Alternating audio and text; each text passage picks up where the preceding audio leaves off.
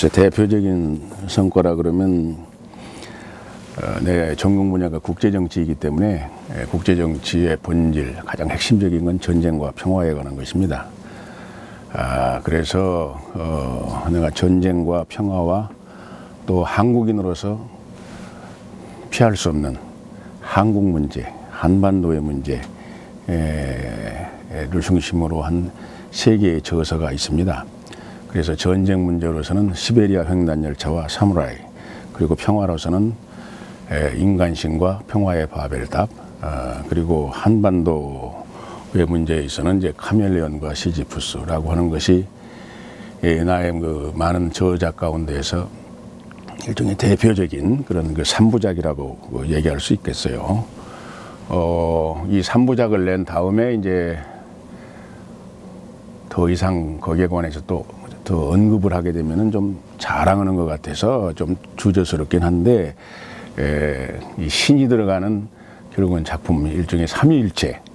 그래서 아까 말한 인간신, 그리고 전쟁신, 그리고 평화신이라고 하는 이제 들어가는 세 개의 일종의 삼위일체의 그 작품도 낼 수 있었다 하는 것이 이제 일종의 나의 뭐 대표적인 업적이라면 업적이라고 얘기할 수 있겠습니다.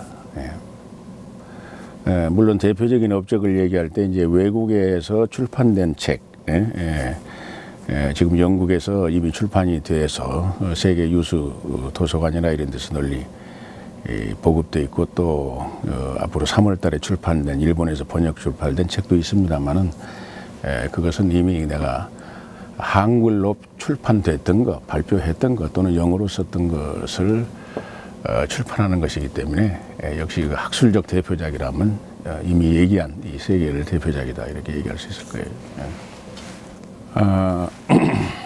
전쟁에 관한, 그리고 평화에 관한 것은 국제정치의 본질이기 때문에 당연히 그것은 내가 이제 외교사를 이제 옛날에 강의하고 이럴 때부터 주된 관심사일 수밖에 없어요. 다만 군사 전략은 일반 대학에서 강의하지 않는 내용들입니다. 그리고 군사 전략이라는 것은 일종의 과학의 세계가 아니고 아트의 세계의 성격에 속하는 것으로서 일반 대학원에서는 뭐 마치 군사 전략 같은 것을 강의하는 데가 거의 없다고 해도 과언이 아닐 거예요. 그런데 내가 이제 이 분야에 관해서 이제 전쟁을 연구하다 보니까 이제 군사 전략을 하지 않을 수가 없었고, 특히 이 고려대학교에 우리 과에 그 군 위탁 학생들이 많이 들어왔어요. 그래서 이 군 위탁 학생들은 특히 전쟁과 군사 전략에 관한 연구를 하고 싶어하고 거기에 관련된 학위 논문을 써가고 싶어해요. 또 그것이 사실은 그들에게 가장 바람직스러운 것이죠. 그래서 이 위탁생들을 이제 지도하기 시작하면서부터 군사 전략에 관해서 내 자신이 지도할 만한 위치에서 또 내 나름대로 준비를 해야 되기 때문에 이 군사 전략에 관한 관심을 어떻게 보면 새롭게 가지기 시작했고, 그래서 그에 관련된 저서를 이제 여러 개 냈다고 볼 수가 있어요. 지금까지 내가 석박사 군인 학생들을 많이 지도했는데, 주간 대학원과 야간 대학원까지 합쳐서 지금까지 약 80여 명의 석박사 군인 학생들을 지도했어요. 그래서 이것은 내 나름대로 적지 않은 보람이라고 생각을 그렇게 하고 있습니다. 아마 앞으로 그런 기록을 깨기 어려울 것이다, 이렇게 생각이 돼요. 특히 이제 국가에서 이제 위탁생들의 수를 대폭적으로 줄이고 뭐 예산상 또는 여러 가지 이유에서 그렇게 해서 또 위탁생들을 자꾸 그 나라에서는 이제 국립대학에 가라고 그러고 뭐 이런 것들이 있어가지고 고려대학교 오는 위탁생들의 수나 이런 것들이 뭐 크게 아마 줄었을 것이고 앞으로도 줄지 않았나, 이런 생각을 하게 됩니다. 그래서 이 분야에 관한 것은 모든 사람이 앞으로 미래의 지도자가 되겠다는 사람은 이 군사 전략을 몰라서는 안 됩니다. 기본적으로 이걸 알아야 되지만, 특히 내가 학문적으로 관심을 가지고 연구하게 된 것은 이 위탁생들, 군 위탁생들을 지도하기 위해서 내 자신 스스로가 갖춰야 될 그런 지적 수준을 유지하기 위해서 연구하다 보니까 그렇게 됐고, 또 그러다 보니까 또 위탁생들이 나한테 지도받으러 오는 학생들도 많이 있었다, 이렇게 얘기할 수 있을 거예요. 그래서 위탁생들한테 내가 책도 한 권 헌정을 했습니다. 그래서 자신의 삶에 매우 중요한 한때를 나와 함께했던 위탁생들에게, 대한민국 군 장교들에게 해서 내가 책 한 권, 인간신과 군사전략, 전쟁신과 군사전략이라는 책을 바로 그 학생들에게, 그 위탁생들에게 내가 헌정했습니다.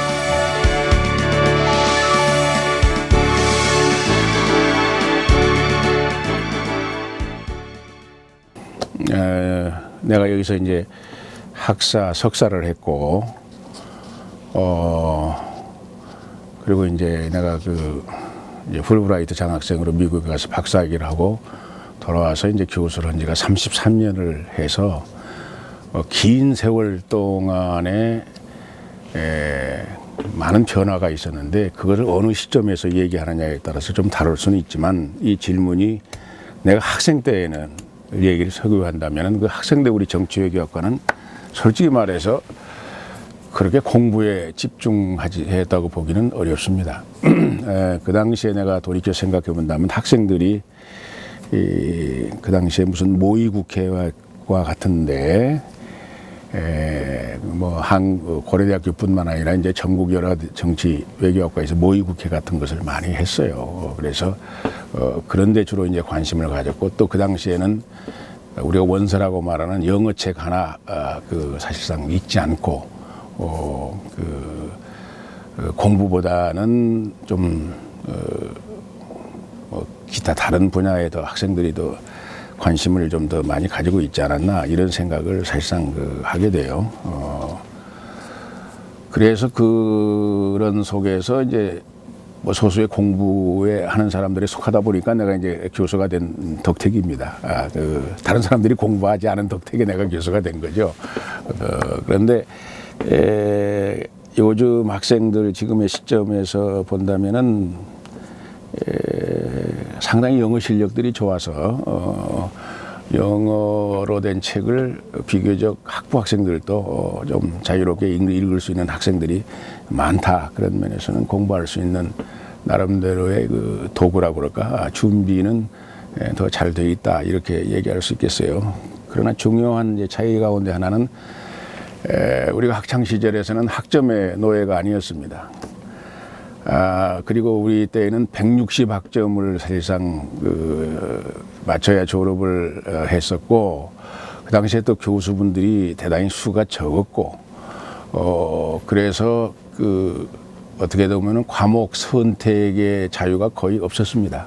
그래서 거의 모든 과목을 다 사실상 들어야 이제 160학점을 채울 수가 있었어요. 그래서 교과목의 선택의 자유가 거의 없었다. 그러면서도 이제 마치 사실상 고등학생과 마찬가지의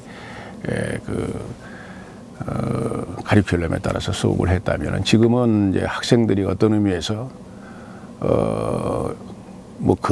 그럴 수밖에 없겠다라고 이해를 하면서도 학생들이 자기가 얼마나 많은 지식을 습득했느냐보다는 학점에 주로 신경을 써서 학점의 노예가 되고, 과목의 선택도 대체로 좋은 학점을 받을 수 있는 과목을 선택한다든가 하는 점에서 큰 차이가 있고, 또한 지금의 학생들은 자기가 선택의 폭이 굉장히 높습니다. 더더군다나 거기에 이제 자기가 이중 전공이라든가 이런 여러 가지 제도를 통해서 매우 폭넓게 공부를 하는데, 선택의 폭은 넓어졌는데 지금 졸업 학점은 130학점일 거예요.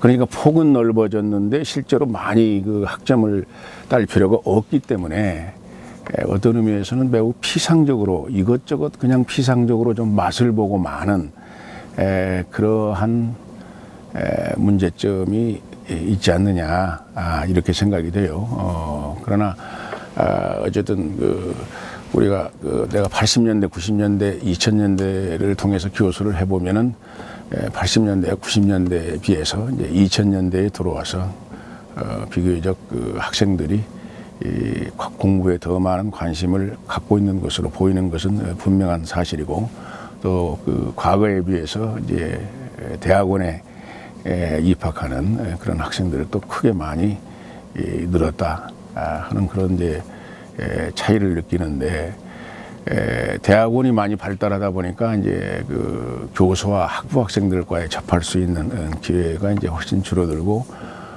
대학원생을 중심으로 해서 대체로 학문 활동이 이루어지고 있는 그것이 그 오늘의 조금 과거와 다른 점이 아니겠느냐. 그리고 또 실제로 학교도 연구 중심 대학이다라고 하는 방향으로 이제 학교의 이 발전 방향을 잡고 있기 때문에 그것은 어떤 의미에서 일반적인 그 추세라고 그럴까요? 이것을 그대로 반영하는 것이다, 이렇게 얘기할 수 있을 거예요.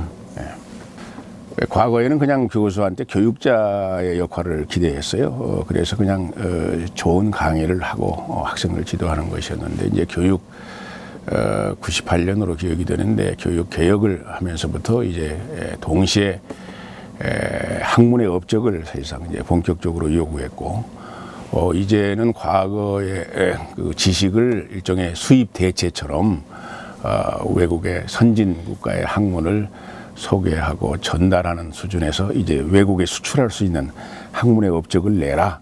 그래서 정말 그 세계적인 대학으로 우리가 나아가는데 기여할 것을 이제 요구받고 있어요. 그래서 많은 학문적인 업적까지도 요구하기 때문에 교수들한테는 굉장히 큰 부담으로 작용하고 있는 건 사실입니다. 그러나 실제로 내가 처음 교수가 됐을 때는 학부의 의무 시간만 9시간이었습니다. 그리고 이제 대학원 한 과목, 학부 2과목 정도라고 하는 것이 이제 나중에 아마 90년대에 들어가서 됐고, 지금은 대학원 하나, 학부 하나 사실상 거의 2과목만 가르치기 때문에 이것은 엄청난 사실상 그 티칭 로드라고 그러죠. 강의 시간을 엄청나게 사실은 줄여준 거예요. 우리는 보통 15시간을 늘 강의를 해왔어요. 적어도 1998년까지는. 그래서 이것을 엄청나게 사실상 가르치는 그 의무를 줄여줌으로 해서 훨씬 연구할 수 있는 그런 그 시간을 많이 학교에서 사실상 배당해 주었다고 볼 수가 있으며, 지금은 뭐 연구 논문을 잘 쓰면 연구비도 잘 주고, 심지어 SSCI 논문이 됐다고 하면 거기에 포상까지 하는 이런 그것은 학문이 자기 스스로 좋아서 하는 학문이라기보다도 마치 무슨 보상을 받기 위해서, 상을 타기 위해서 학문하는 것 같아서 그 자체 분위기는 나는 올바른 것이라고는 생각지는 않지만, 어쨌든 이러한 그 여러 가지 인센티브가 주어짐으로 해서 교수들은 과거에 그 어느 때보다도 본인이 원하기만 한다면은, 그리고 본인이 집중하기만 한다면은 좋은 업적을 오히려 낼 수 있는 그러한 기회가 오히려 주어진 것이다. 이렇게도 사실은 생각할 수 있을 거예요. 그리고 사실은 교수가 교수 노릇 하기에도 바쁩니다. 그래서 훌륭한 교수가 되기도 사실은 벅차고 어려운데, 거기다가 무슨 사회에 대한 기여까지를 사실상 봉사까지를 요구한다면은 그것은 너무 엄청난 요구 아니냐. 그래서 교수는 그냥 훌륭한 교수가 되는 것만을 제우선적인 관심사로 거기에 최선을 다해야 될 거 아니겠느냐. 그렇게 최선을 다해도 사실은 기대만큼의 업적이 나오지 않는 건데, 자기의 시간을 많이 여기저기 분산하다 보면 속된 말로 죽도 밥도 아닌 그런 결과가 될 수도 있다. 그래서 교수는 우선적으로 바로 교수 생활, 교육과 학문적 업적을 내는데 집중해야 되지 않느냐. 그게 일종의 바르게, 올바르게 사는 길이 아니겠느냐, 교수로서는. 그런 생각을 하면서 살아왔습니다.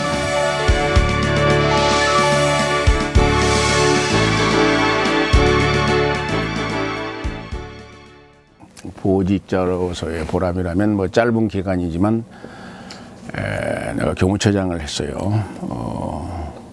그리고 바로 그 당시에 그 교육 개혁이라고는 그 이제 그 누구나가 하기 싫어하는 일을 이제 앞장서서 할 수밖에 없었습니다. 그런데 사실은 제가 1984년에 학교에다가 서면으로 그 당시에 제출한 게 있었어요. 일종의 그 뭐 개혁이라면 개혁을 요구한 것이 그 당시에 내가 84년에 학교 측에 당국에다가 학교 측에서 서면으로 이제 제출하라고 그래서 내가 그 당시에 학부 강의의 75분제 그리고 1교수 1조교 제도를 제가 제안을 했었습니다. 그러는데 그것이 전혀 귀를 기울여지지 않았어요.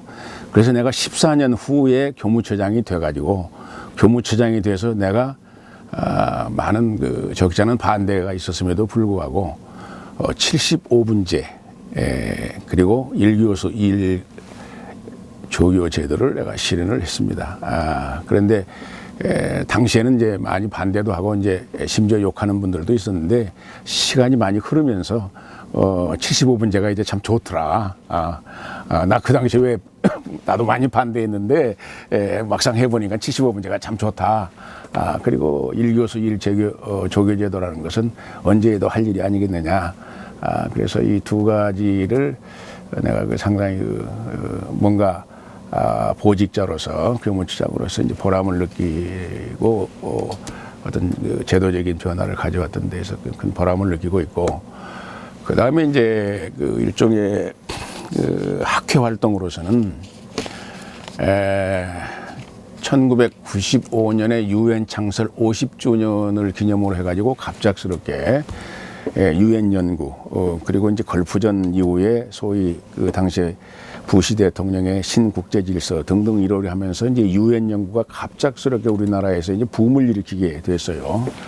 그래서 이제 그 당시에 이제 유엔에 관해서 오랫동안 강의했고 또 이제 이런저런 이제 글을 많이 썼던 이제 나에게 그 유엔 체제 학회라고 하는 것을 만드는 것을 이제 여기저기서 제안을 했었습니다.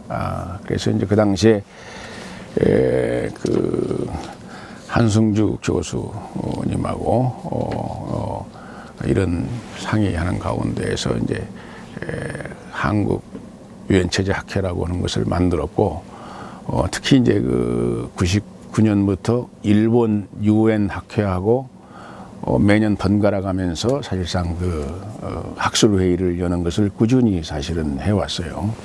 그래서 처음에는 내가 사무총장으로서 그리고 이제 그 다음에는 이제 그 학회장으로서 그리고 이제 학회장 끝난 다음에는 일종의 이제 그 전임 회장 내지는 이제 일개 교수 또는 고문으로서 쭉 활동에 지금까지 오고 있고 지금 한 4년 전에는 그 당시에 내가 제안을 했지만 이제 일본 교수들이 수고를 해서 단순하게 한일 간에만 하지 말고 중국도 포함을 시키자. 그래서 한중일 동아시아 유엔 체제 학회 모임을 사실상 결성하게 돼서 지금 지난해 이제 그 세 번째를 했고 금년에는 이제 우리가 한국에서 했고 내년엔 다시 일본에서 해서 이 한중 간의 일종의 그 학회 공동 네트워크를 통해서 매년 돌아가면서 유엔 관계의 학술 회의를 여는 그런 토대와 한국의 그 유엔 제재 학회를 창설하는데 나름대로 기여해서 지금까지 발전하는데 나름대로 함께 활동해 왔다라고 하는 점에서 일종의 학술 관계에서는 이제 그런 쪽에 보람을 느낀다 이렇게 얘기할 수 있겠습니다. 사실 유엔에 관한 것은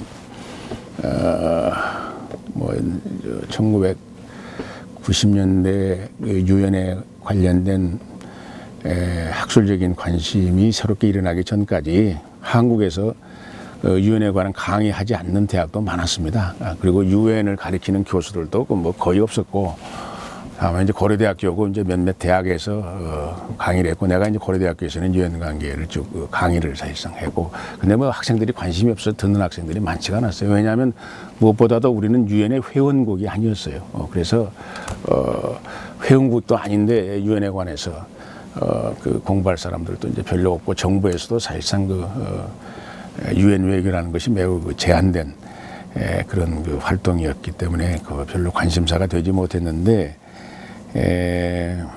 대한민국은 어떤 의미에서 유엔의 아들입니다.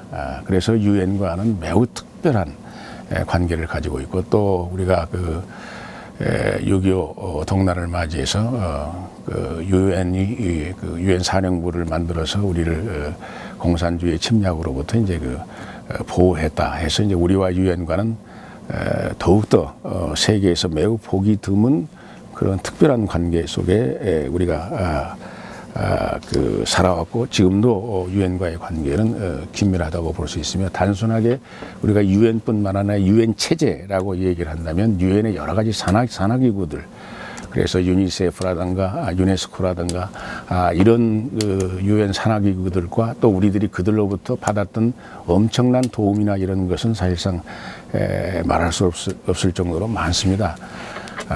그런데도 불구하고 이제 우리가 유엔의 회원국이 아니고, 우리는 대체로 일종의 그 강대국 간의 힘의 정치, 이런 쪽에 이제 주된 국제 정치에 관심을 갖다 보니까 유엔이 사실은 거의 잊혀진 주제였는데,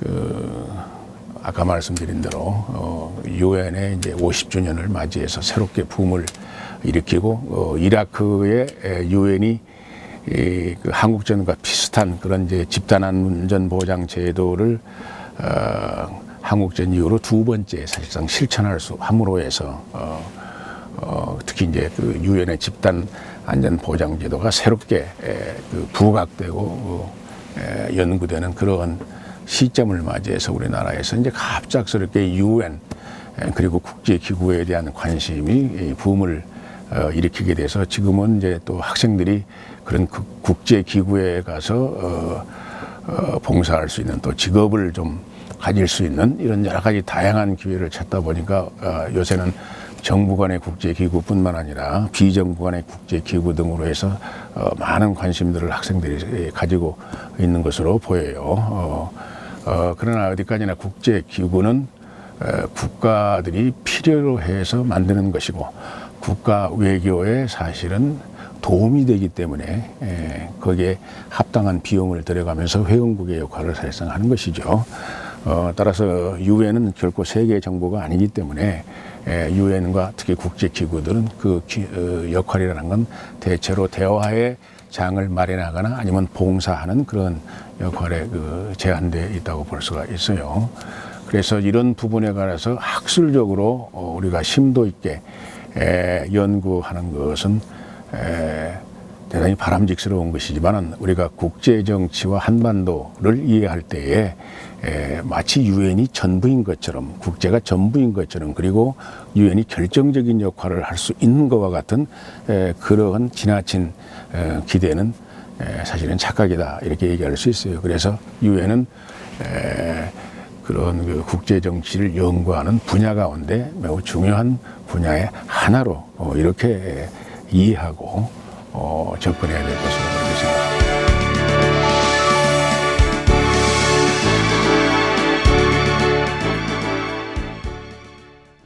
생각합니다. 뭐 이것저것 많죠. 어떤 것은 기억하고 싶지 않은 것들도 있고 많지만, 이제 내가 가장 그 보람을 느꼈다고 할까요? 하는 것은 이제 그 2010년에 11년에 걸쳐서 내가 처음으로 이제 영국에서 내 책이 출판이 됐어요. 그래서 Korea's Foreign Policy Dilemma, 한국 외교 정책의 딜레마라고 그래서 우리는 결국은 한국의 국가 안보와 통일이라고는 어떤 의미에서는 서로 모순적인, 이율 배반적인 그 문제죠. 그래서 현상 유지와 현상 타파를 동시에 사실상 추구하는 이런 한국 외교 정책의 딜레마라고 하는 이런 이제 타이틀을 가지는 그 이제 상당히 두꺼운 저서가 이제 영국의 저명 출판사에서 출판이 되니까 어떤 의미에서는 내 학문 생활의 절정이라고도 이제 그렇게 표현할 수 있을 거예요. 그것은 이제 2010년 말에 책이 출판된 해는 2011년으로 되어 있습니다만은 한국의 외교 정책의 딜레마라고 해서 우리 한국은 그 국가 안보라는 현상 유지와 동시에 민족 통일이라는 현상의 변화를 동시에 추구하는 이 모순된 한국 외교 정책을 어떻게 접근해야 될 것이냐, 그리고 이제 무엇이 문제인가 하는 문제를 다룬 이 책이 출판됐을 때 이제 나의 그 제자들이, 특히 이제 졸업한 제자들, 석박사를 지도받은 제자들을 중심으로 해서 이 책의 출판을 기념하는 그런 출판 기념회를 매우 성대하게 사실상 열어줬어요. 그래서 내 가족들도 이제 함께 와서, 특히 내 이제 자식들도 도대체 아빠가 교수를 하는데 뭘 얼마나 했는지 관심도 없었습니다만은 그 당시에 다른 사람의 입을 통해서 이제 이런저런 내 학문적인 업적과 함께 이제 이런 출판에 대한 일종의 찬사도 하고 이런 걸 들음으로 해서 우리 자식들도 이제 아빠를 좀 자랑스럽게 생각한다는 이런 말도 내 딸한테 들을 수 있었던 그런 아주 좋은 기회로 해서 나로서는 그 출판 기념회가 매우 감동적인, 그래서 그 당시에 그 출판 기념회를 위해서 나름대로 이제 비용을 부담해준 일종의 헌혈을 해준 제자들한테는 지금도 늘 고마운 마음을 그렇게 가지고 있습니다. 내가 이 책 서문에서도 이미 썼습니다만은 한국에 있는 그 외국인 교수 보리스 콘도라는 교수가 다른 대학에서 한국 외교정책에 관해서 강의를 하면서 내 아티클을 우연히 몇 개를 읽었어요. 논문을. 그러면서 나보고 한국 외교정책에 쓴 다른 논문들은 좀 없느냐. 그래서 이제 몇 개의 논문들을 내가 모아서 줬습니다. 그랬더니 이 사람이 이제 자기가 강의에 활용을 하면서 내용이 참 좋은데 이걸 왜 영어책으로 출판하지 않느냐. 그래서 아니, 말이 그렇지 영어로 출판한다는 게 쉬운 일이냐. 그리고 나는 뭐 내 작품이 그렇게 영어로 외국에서 출판하는 거를 그런 말은 그렇게 높은 수준인지 어쩐지 나 잘 모르겠다. 그래서 나는 그동안에 별로 거기에 대해서는 별로 관심을 가진 적이 없다. 다만 이제 국내에서 이제 영어 책을 몇 개 낸 것은 있었지만은, 그랬더니 이제 그분이 자기가 그러면 출판사하고 한번 접촉을 해서 출판할 수 있는 그런 기회를 만들어 봐도 되겠느냐. 그래서 사실은 그 보리스 콘도 교수가 지금 그 국정대학 교수로 계신데 그분이 이제 나서서 이 출판사하고 연결을 시켜줬어요. 그래서 이제 이 책을 출판하는데 사실은 이제 내 그 원고가 넘어간 이후에 책이 출판될 까지 3년 걸렸습니다. 그래서 그동안에 이제 중간에 이 오랜 기간을 걸리면서 상당히 좀 어떻게 보면은 좀 뭐 피를 말린다거나 그런 과정이 사실은 없지는 않았어요. 우선 이제 내가 그동안에 영어로 쓴 논문만 모아가지고서는 좀 부족한 부분이 있어서 다른 책이나 한글 논문을 좀 번역해서 이제 몇 개를 추가한 것도 있고, 완전히 새로 15년 같은 건 이제 완전히 이제 새로 썼고, 또 이제 그쪽에서 맨 막판에는 또 서문에서 요즘 새로운 사건, 뭐 천안문 사건이라든가, 아니 천안문이 아니지 뭐지 천안함 사건이라든가 이런 것까지 좀 업데이트하는 내용을 또 해달라고 그러니까 그걸 또 다시 써서 줘야 됐고, 그 다음에 이제 교정 과정 이런 걸로 해서 3년이라는 긴 시간이 걸렸어요. 그래서 야, 정말 외국에서 책 하나 낸다는 게 대단히 참 어렵구나 이런 생각을 했었는데, 어쨌든 그런 과정을 오랫동안 너무 오랜 시간이 걸리는 동안에 이제 상당히 지치는 그런 경험을 했어요. 그런데 이번에 또 일본에 새롭게 번역 출간되는 전쟁신과 군사전략도 지금 이제 3월 달에 나온다고 그러는데 일본에서 출판된다고 그러는데 이것도 가만히 시작해 보니까 일본의 주고대학 교수가 내 책에 관해서 관심을 가지고 이 책을 이제 출판사도 자기가 찾아내고 그래가지고 하는데 이것도 거의 3년이 걸리는 것 같아요. 그래서 참 이게 참 엄청난 그러니까 원고가 이미 다 준비된 상태에서 한 3년씩 걸리니까 정말 외국에서 책을 낸다는 게 대단히 힘들겠구나 하는 그런 생각을 살짝 하게 됐어요.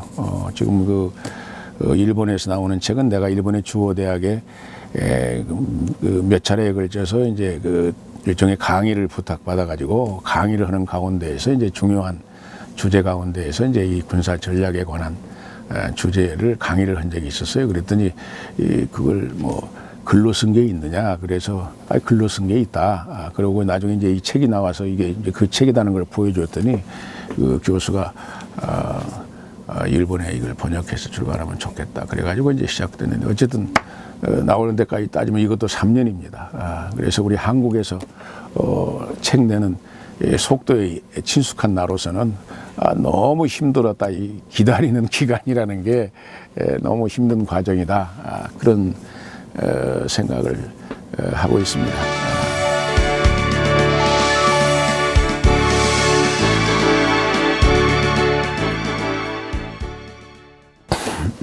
기억에 남는 제자들이 많죠. 그런데 누구라고 하는 한 사람을 특별하게 지적해서 말한다면은 다른 제자들이 엄청 실망할 거예요. 그래서 누구라고 얘기는 안 하겠지만 나는 이런 제자들을 기억하고 지금도 사랑하고 있습니다. 왜냐하면 특히 이제 학부에서 나한테 성적을 아주 나쁘게 받은 학생인데도 불구하고 내 과목을 열심히 따라서 듣고 이제 대학원에 와서 내 밑에서 공부해가지고 엄청난 이제 지적인 성장의 과정을 보여준 이런 학생. 그 다음에 이제 타 대학에서 다니면서 내 책을 읽고 고려대학교 대학원에 와서 내 밑에서 공부를 하고 싶다 그래서 학창 시절에 나한테 이제 편지도 보내고 와서 상담도 하고 그런데 나는 사실은 이제 잊어버리고 있었는데 몇 년 후에 여기 대학원생으로 이제 와가지고 옛날에 편지를 보냈던 안무개입니다. 이런 자기 소개를 대개해서 다시 알게 돼서 내 지도를 받고 이제 나간 이런 제자들은 사실은 늘 이제 기억에 있고 또 내 제자들 가운데에서 이제 또 내가 또 주례를 서줬던 제자들 그런 제자들은 또 이제 지금도 이제 명절 때라든가 이런 때 또 인사를 또 해요. 그러니까 이제 늘 머릿속에 있는데 특히 나는 지적인 그런 성장을 내가 지도하는 과정 속에서 지적인 엄청난 성장을 보여주는 이런 학생. 나한테 대학원에서도 아주 최악의 학점을 맡았는데도 불구하고 나를 지도교수로 택해서 나한테 좋은 학점을 받고 아주 우수한 학생이라는 평가를 들으면서 졸업했던 학생들.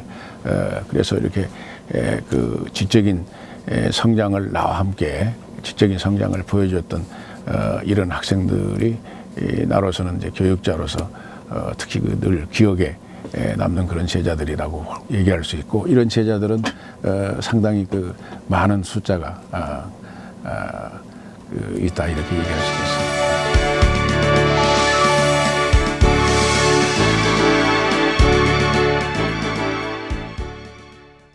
그래서 고려대학교 출신들이 단결을 잘한다 여러 가지가 좋은 점들을 많이 얘기하는데 사실은 원래 약자들이 뭉치는 겁니다.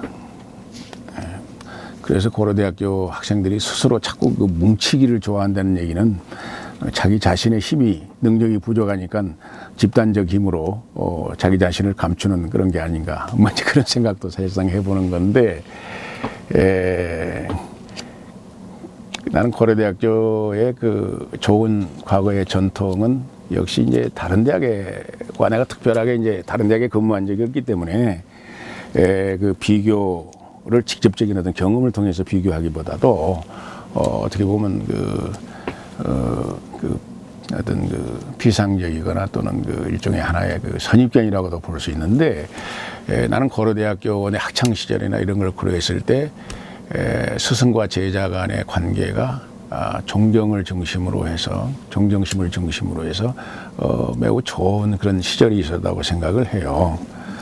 아마 그런 것들은 어떤 유교적인 어떤 잔재라고도 얘기할 수 있겠지만은 어쨌든 사제지간의 그런 관계라고 하는 것이 매우 좋았으며 늘 교수는 학생을 생각하고 학생은 교수를 생각하는 이제 이러한 그런 시기가 있었어요.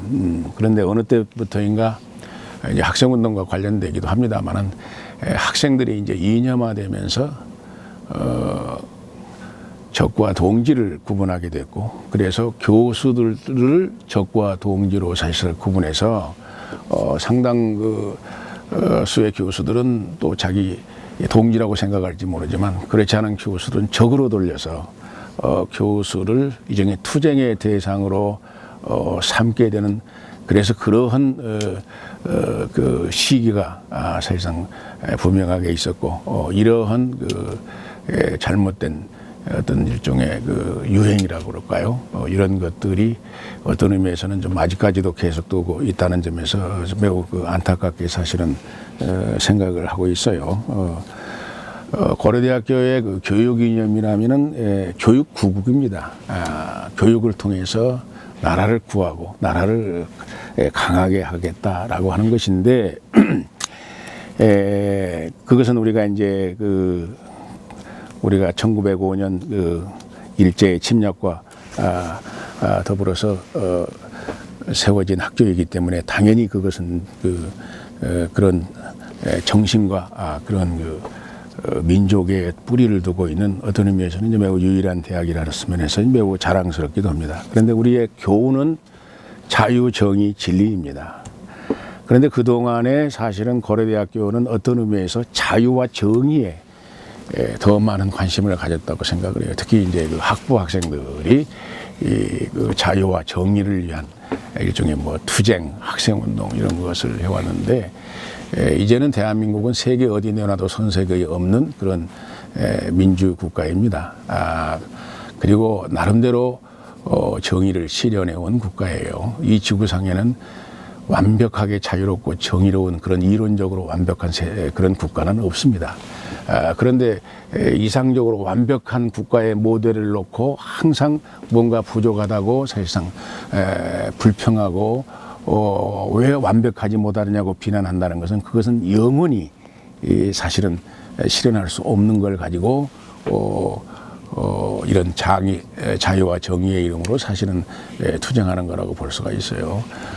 그래서 이제는 자유와 정의에 대한 투쟁보다는 진리에 대해서 자유, 정의, 진리 가운데에서 왜 이 순서가 됐는지 모르겠어요. 원래 대학이라면 진리가 맨 먼저 와야 되는데 우리의 특수한 역사적 상황 속에서 자유, 정의, 진리가 됐는지 모르겠지만 이제는 정말 대학의 본연의 목적인 진리의 추구를 하고 하는데 우리 모두가 대학인들이, 고려대학교인들이 집중적으로 관심을 갖고 노력을 해야 할 그런 단계가 아니겠느냐.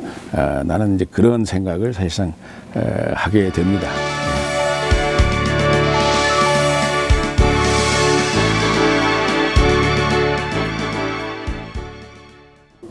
그건 대단히 어려운 질문인데 나는 누구에게 반드시 고려대학교에 와야 되고 정치와 외교학과에 오라고 권유한다고 하는 것은 그건 대단히 위험한 일이라고 생각을 해요. 왜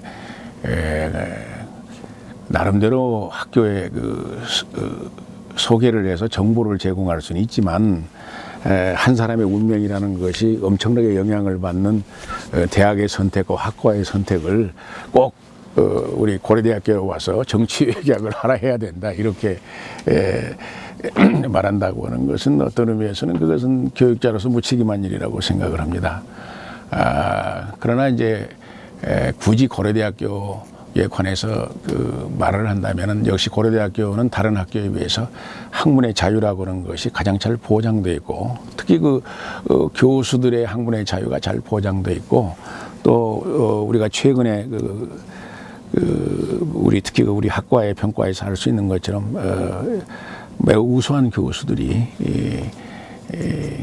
우리 학과를 구성하고 있어서 지금 계속해서 우리가 그 대학 평가, 학과 평가에서 최우수 학과로 선정이 되고 있기 때문에 정말 한국에서 역사와 전통이 빛나는 대학을 가고 싶다면 고려대학교가 좋지 않느냐.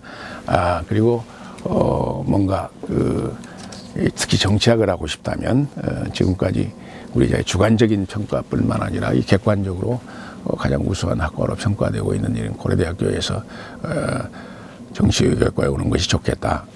이런 얘기는 사실은 권유할 수 있다고 생각을 합니다. 그러나 그것을 하나의 정보로서 제공해야지 그것을 가지고 뭐 촉구를 한다든가 꼭 그렇게 하도록 세뇌하려고 하는 자세는 그건 바람직스럽지 않다고 생각합니다.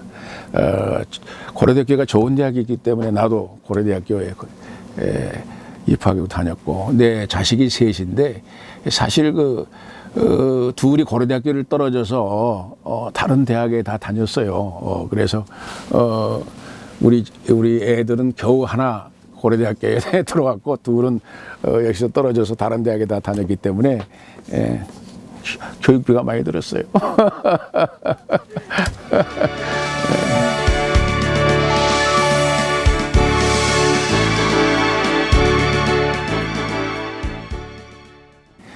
학교에서는 기본적으로 학생들이 고려대학교에서 즐겁게 학문을 할 수 있는 그런 분위기를 만들어 나가는 데 노력을 해야 되지 않겠나 싶어요. 그래서 고려대학교에서 공부하는 것이 즐겁고 강의를 듣고 학문 생활을 하는 것이 하나의 어떤 부담이 아니라 하나의 즐거움이 될 수 있는 그런 분위기를 조성해야 되지 않느냐 그런 생각이 들고, 특히 굳이 학교 당국에 얘기한다 보면은 지금 학생들의 소위 학점 인플레이션이라는 문제는 사실 고려대학교뿐만 아니라 대한민국과 전 세계적인 문제이기도 합니다. 그래서 학생들한테 이런 무조건 일정한 숫자에 좋은 학점을 주는 이런 학점 인플레이션은 지양돼야 되지 않느냐 이런 생각을 들어요.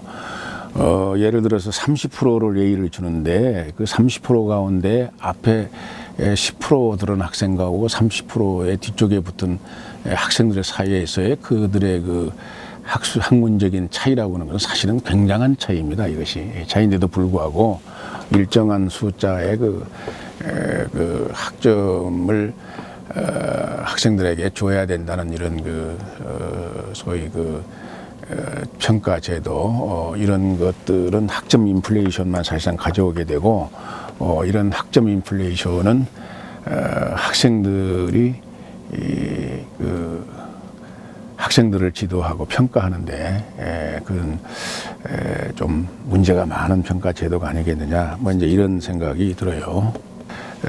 인플레이트 된 학점이라고 하는 것은 어떤 의미에서 모두가 학점이 좋기 때문에 그 지적인 수준을 오히려 구별할 수 있는 구별할 수 있는 그런 능력을 배제함으로 해서 사회에서 과연 이 학점들을 제대로 평가해 주느냐, 평가할 수 있느냐 하는 것에 관해서는 크게 회의적일 수밖에 없다 이런 생각이 들어요. 그래서 우리가 학점 관리에 좀 더 좀 엄격한 기준을 적용할 필요가 있다 이런 생각이 들고, 그다음에 오늘날 대학 교육이 너무 다양화돼 가지고 정말 이걸 대학에서 강의를 해야 될 거냐, 정말 이것은 학원에서 그냥 강의 들어도 되는 거 아니냐, 이런 것들이 너무 많이 커리큘럼이 사실상 확장돼 가지고 정말 대학 교육에 맞지 않는 그런 것들도 좀 있지 않나 이런 생각이 들어요. 그래서 정말 대학생들한테는 정말 그 문사철이라고 하는 이런 문학과 역사와 철학을 중심으로 하는 매우 심도 있는 그런 그 교양 교육 이것이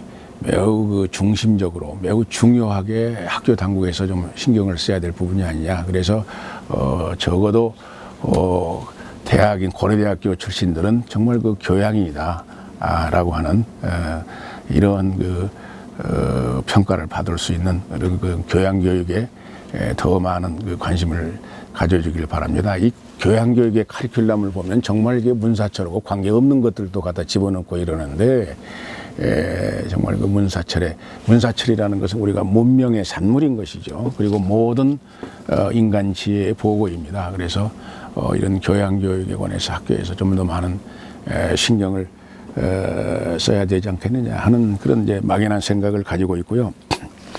뭐 우리 학과는 뭐 잘하고 있습니다. 잘하고 있는데 우리 학과도 사실은 어떤 의미에서 이 많은 과목들이 정말 이 학생의 지적 수준을 위해서 필요한 것이냐 하는 과목보다는 교수가 관심을 갖고 있어가지고 열리는 과목들이 많아요. 그래서 정말 이 학생들에게 정말 그 지적 수준을 높이는데 필요한 그런 과목들을 중심으로 해서 특히 이제 과목을 좀 개설해야 되지 않느냐 그런 생각을 사실상 하고 있고. 우리 과에서 한때는 그 소위 말해서 그 이념적 투쟁이 일어났을 때에는 우리 한국학에 대해서 한국 문제에 관해서 한국 정치 등에 관해서 뭐 너무나 많은 강의가 있었어요. 사실은 어떤 의미에서는 그런데 우리가 최근에는 이 한국에 관한 강의가 거의 없습니다.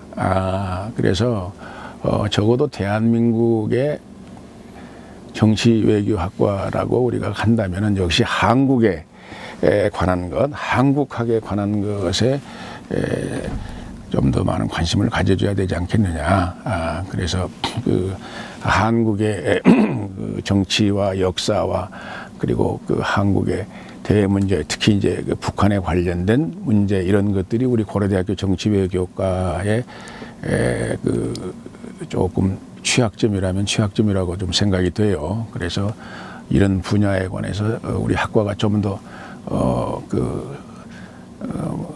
보다 많은 그 시간을 좀 할애하고 여기 학생들이 이런 분야에 관해서 공부할 수 있는 그런 토대를 우리 학과가 좀 더 넓혀주면 좋지 않겠느냐 이런 생각을 갖게 됩니다. 그리고 일반적으로 학생들한테 뭐 얘기한다면은 뭐 요즘은 지금 뭐 그런 일이 일어나고 있지 않지만 학생들이 내가 33년간의 교수를 하면서 학생들이 내가 특히 교수하면서 느꼈던 것은 학생들이 학교 당국이나 교수를 적으로 돌려가지고 무슨 문제를 폭력적으로 해결하려고 한다는 데 관해서는 나는 결코 용인할 수도 없고 그건 용서받아서는 안 된다고 생각을 해요. 학생들이 종장실을 점검하고 학교 건물들을 점검하고 거기에 폭력적으로 교수들을 대한다고 하는 것은 이것은 대학의 존립 자체를 사실상 위협하는 것입니다. 그래서 이건 학문의 자유에 대한 근본적인 사실은 도전이라고 사실은 생각이 돼요. 그래서 적어도 어떤 일이 있더라도 그것을 이성적으로 해결하려고 하는 그래서 비폭력적으로 그리고 학생들은 문제를 제기하는 수준이야지 학생들 스스로가 해결책을 제시하고 그것을 학교 당국에 강요하는 그런 자세라고 하는 것은 더더군다나 그것은 학생으로서의 민주적인 자세도 아닙니다. 그래서 특히 대학 교육이라는 것은 우리가 민주 시민의 함양 그리고 전인적 인간의 인격을 길러내는 그런 곳이기 때문에 학생 시절 때부터 폭력 사용을 너무 쉽게 생각하고 폭력 사용이 죄악이 아니라는 이런 생각을 갖는 그런 경험을 한다고 하는 것은 나는 그것은 정말 바람직스럽지 않다고 생각합니다. 그래서 학생은 적어도 그 학교 당국과 교수들에 대해서는 학생다운 그런 자세를 취해줌으로 해서 그것이 바로 고려대학교가 학문의 자유가 보장된 학문의 전당이다라고 하는 이 가장 중요한 그 존재 이유를 존경하고 이어갈 수 있지 않느냐 이런 생각이 들어요. 그래서 이 점에 관해서는 뭐 최근에 이런 현상이 일어나서라기보다는 과거에 이런 것이 매우 빈번했기 때문에 학생들한테 학교는 그리고 교수는 결코 학생들의 적이 아니다. 그리고 학생들이 교수한테 배우러 고려대학교에 온 것이지 솔직히 말해서 선배한테 배우러 온 것은 아니잖아요. 그래서 많은 문제나 상의할 게 있으면 교수를 찾지 않고 뭐 1년, 2년 선배인 선배들한테 문제를 상의하고 해결책을 도모한다는 것은 그건 바람직스러운 것이라고 생각하지 않습니다.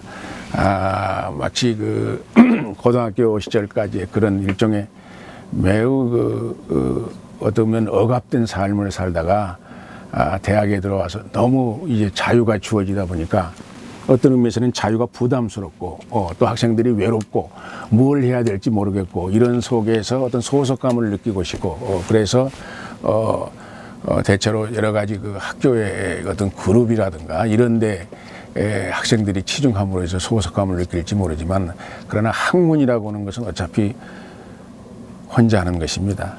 학문의 삶이라는 것은 고독한 거예요. 그래서 고독한 삶을 스스로 지탱해낼 수 있는 진정한 자유인으로 세상 성장하기 위해서는 자기 자신이 이 대학에 왜 들어왔느냐 하는 가장 근본적인 물음에 관해서 가장 정직하게 스스로 답하고 그 답에 따라서 실천하는 그렇게 대학 생활을 보내는 그렇게 함으로 해서 학생들이 지적인 자본을 충분히 4년 동안의 지적인 자본을 아주 풍성하게 사실은 축적해서 그래서 졸업해서 나가기를 기대합니다. 일단 사회에 나가면은 본격적으로 자기가 책을 읽거나 학문을 하거나 깊이 뭘 명상을 하거나 자기의 장래에 관해서 정말 생각할 수 있는 기회가 대단히 적습니다. 너무 바쁜 삶이기 때문에 사실은 생각할 틈이 없어요.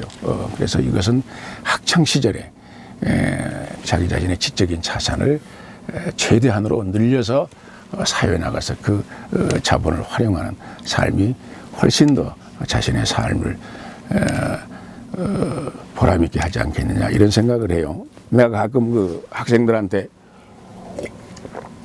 기회 있을 때 생각이 나면 얘기를 합니다만은 과거에 영국의 타임스의 특파원이었던 마이클 브린이라는 사람이 코리안스라는 책을 썼어요. 그리고 우리 한국의 한국인을 말한다라는 말로 번역이 되어 있습니다. 이 책 속에서 그 사람은 한국 사람의 가장 두드러진 특징 가운데 하나는 한국 사람들은 사교하느라고 너무 바빠서 책 읽을 시간이 없다라고 그는 분명하게 한국 사람의 특징을 말해왔습니다.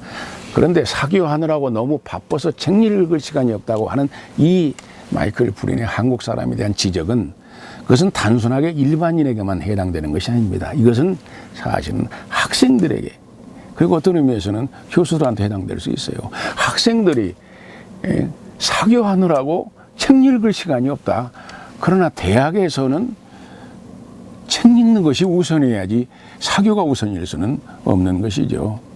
그래서 학생들이 늘 책과 함께 함으로 해서 특히 그 고전과 좋은 책들을 학창 시절에 많이 읽음으로 해서 이런 지적 자산을 최대한으로 늘리는 그런 기회로 삼는 것이 좋지 않겠느냐. 이것이 내가 학생들한테 굳이 학생들이 원한다면 들려주고 싶은 그러한 나의 마지막 얘기가 되겠습니다. 감사합니다.